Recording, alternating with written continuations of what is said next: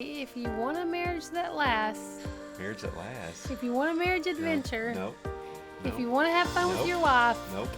if you want to aim for something great, Nope. if you like what you hear on here, if you think your marriage could do something better, I'm Dewey. and I'm Terry. And we would like for you to join us as we go on an adventure, treating each other one date at a time. Welcome to our podcast, Treat Yo Spouse.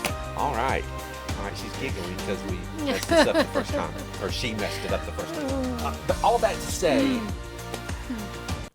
we blame you guys for our epic fail of a date. Why do we blame you guys? It wasn't an epic fail. The date, yeah, it was. Oh. It was an epic fail. I mean, we left in it. We didn't finish it. Well, that's because that would be considered an epic fail. Was closing. No. All right, so here's why we blame you. We had a fun time. Don't get me wrong. Gosh. But you guys chose basically 2-1. We had two choices. We had the Virginia Creeper screaming down the mountain at, 30 miles, for 30 miles down a mountain, or ghost tours in Chattanooga. You guys chose ghost tours. Hopefully Ghost to see her Tours scared. It was semi-interesting. It was, at more than one point, I thought, this is not very Christ-like to be on this tour. Not that I think you can't be Christ-like, but it just, I don't know. It gave me the heebie-jeebies too, not because I was scared at all. Basically, it was like the Blair Witch Project. It was so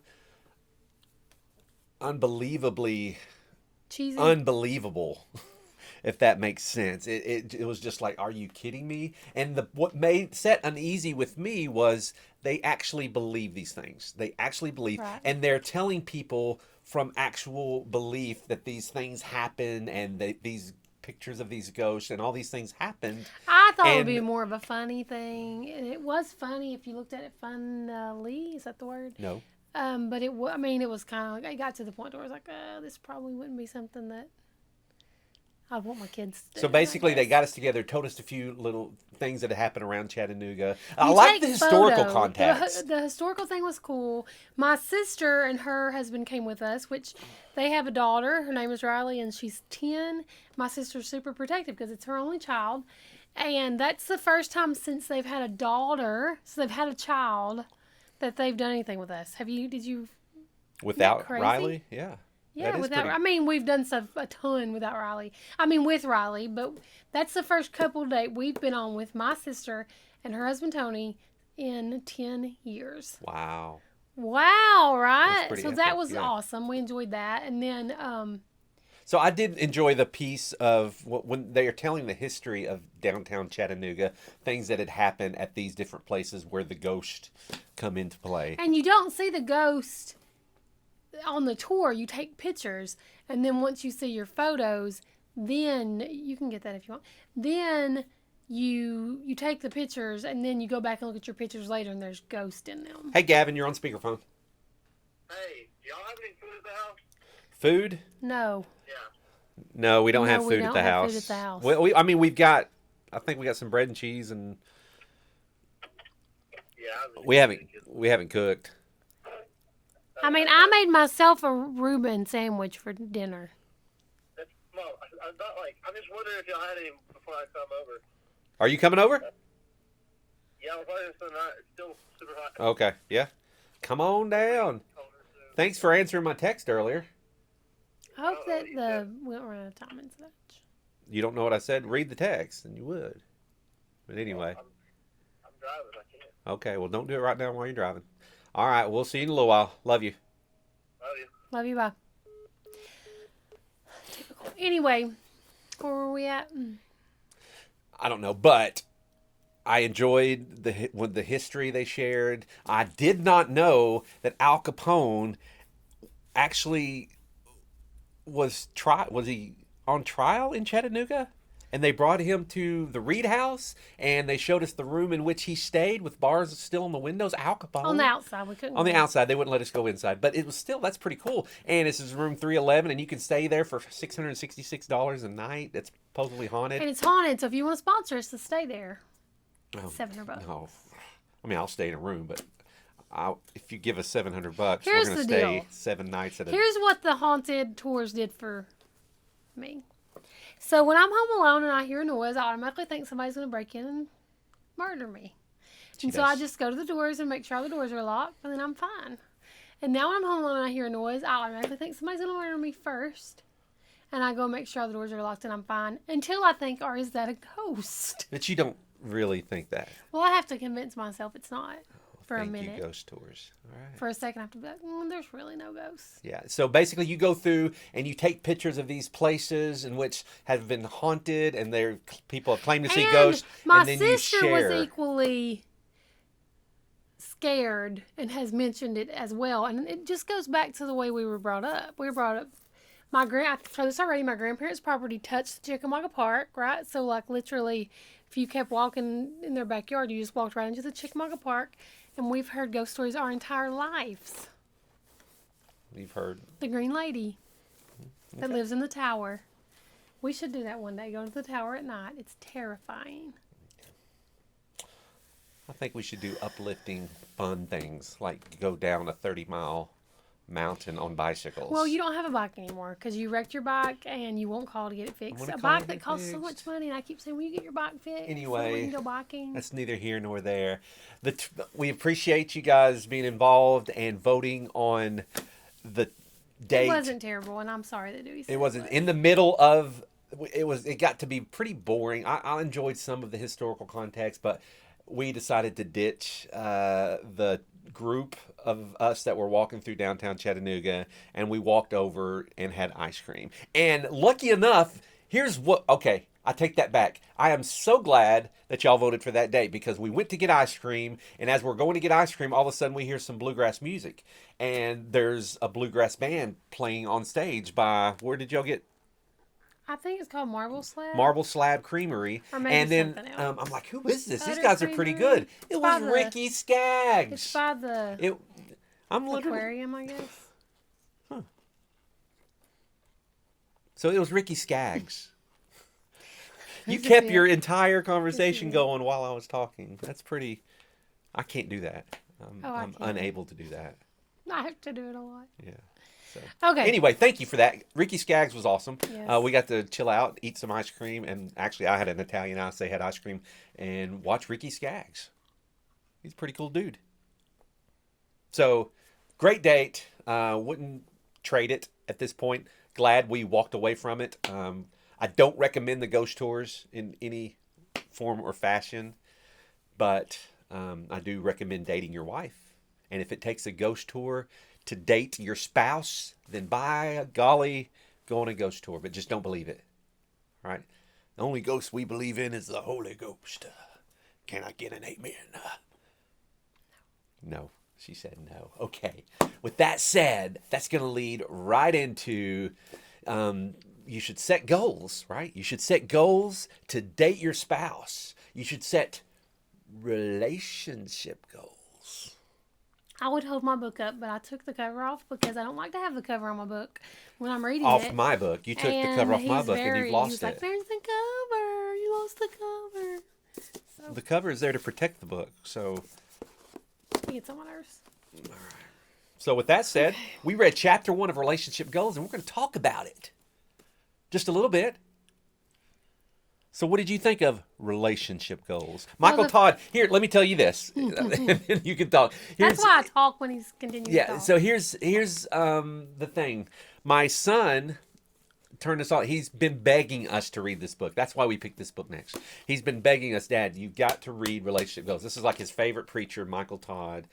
He does connect. I've listened to him. He is very solid. I haven't heard any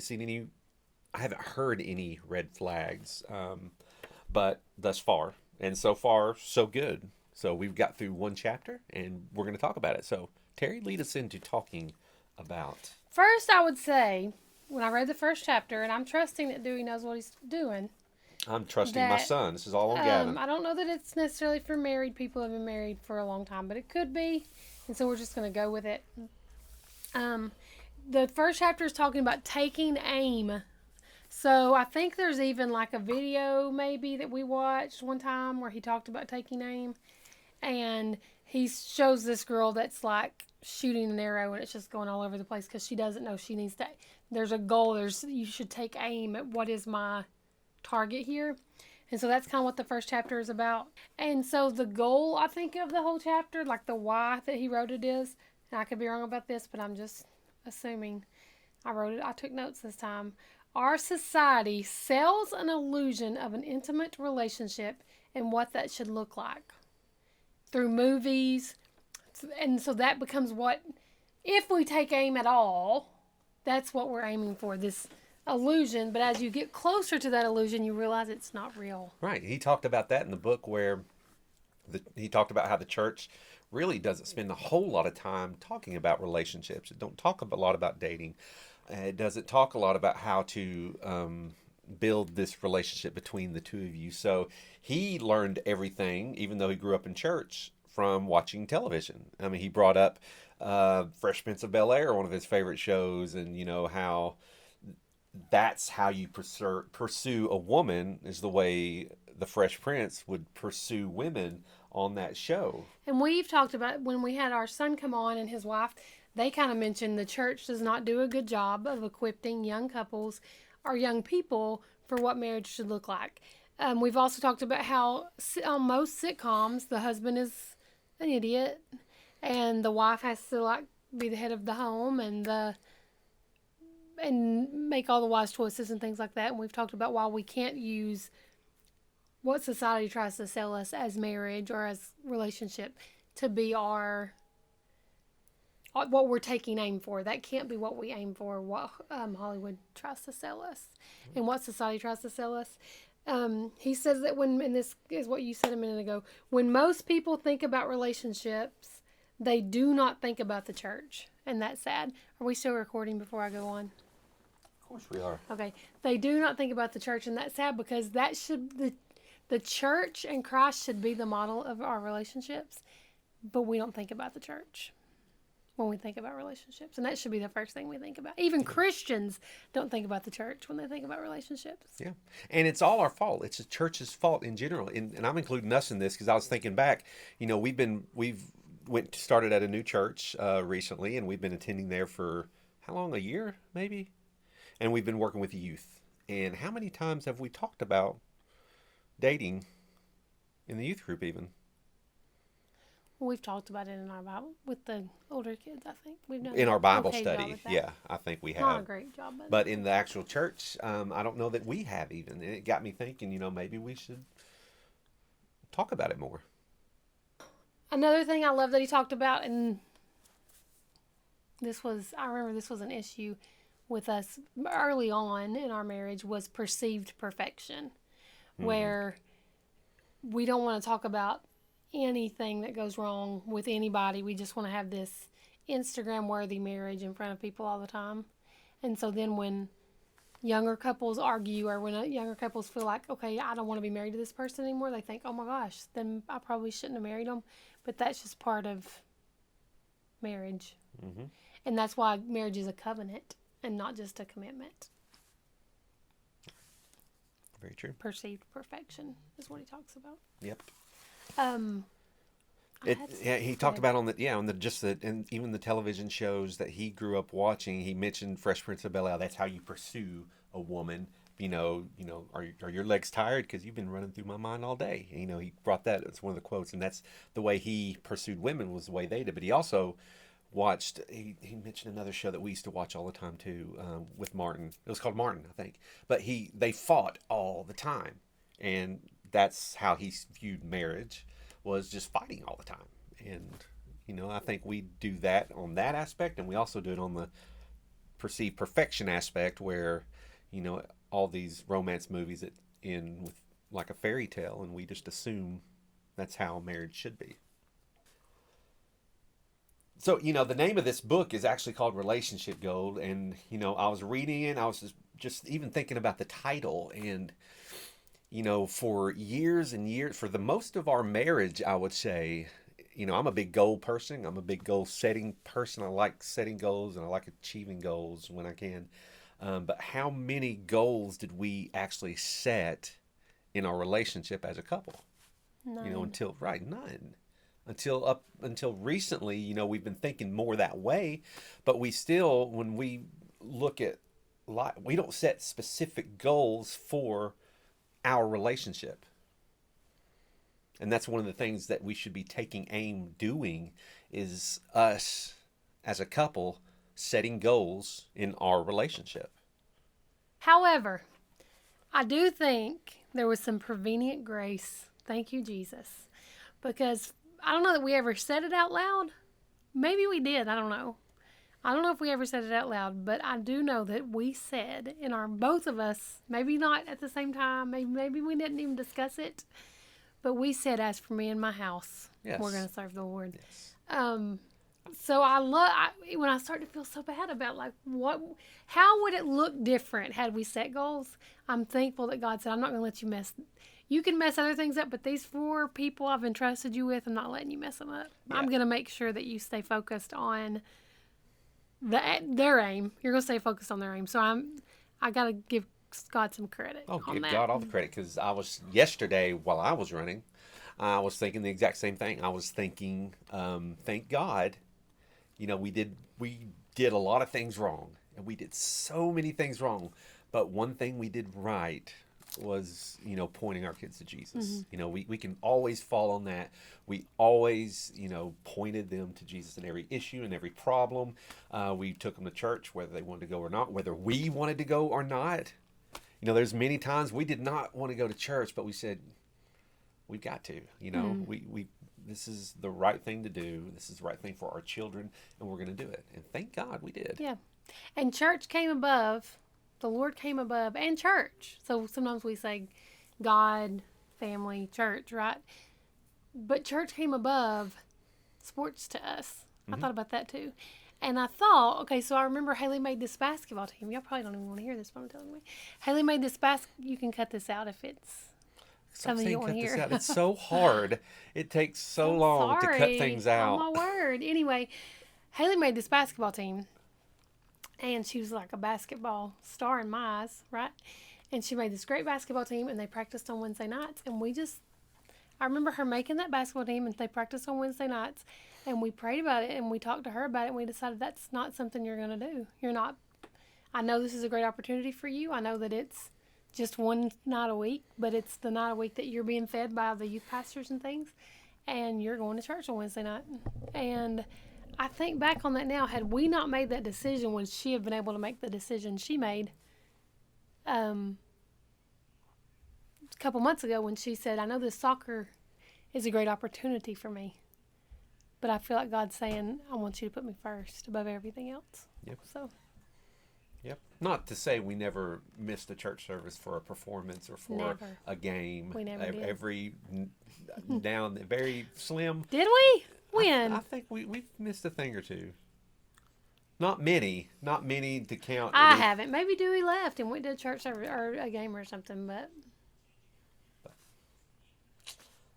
All right. He talks about the goals again, and the key issue that hinders people from setting relationship goals is the title of the chapter. They don't know how to aim. And you got to know how to aim or what to aim at in order to set relationship goals. Much like the boys growing up. I don't get it. The bathroom. Oh, okay. Yeah. Yes. He wouldn't get it because he didn't clean toilets. No, we won't go into that. Our one target that we did have was the right target. And, we're still reaping the benefits of that target. And it's not all on us either. God, He teaches us how to aim with the relationship goals. I would just say what I say often on here. I don't know why. It's just such a profound thought for me. Is that God, are you done? Because you keep looking at me like, don't talk. Are you done? Okay. I'll is stop that you. God has a purpose, not just for your life, but for your marriage. He had a plan. He has a purpose for your marriage, that He has certain things He wants you as a married couple to be able to accomplish.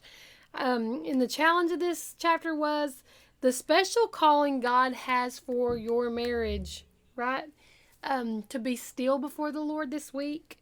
No comparing. Don't compare this is what my marriage looks like compared to that person's marriage or this person's marriage.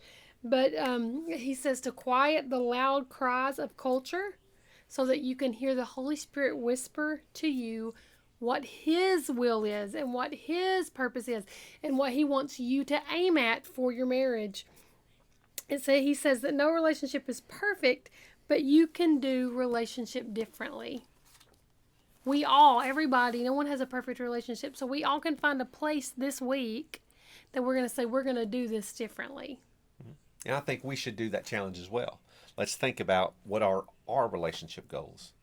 Pray about it, get still before the Lord. What are your relationship goals? Think of that and think of something that you can take aim for, and then you don't do it alone.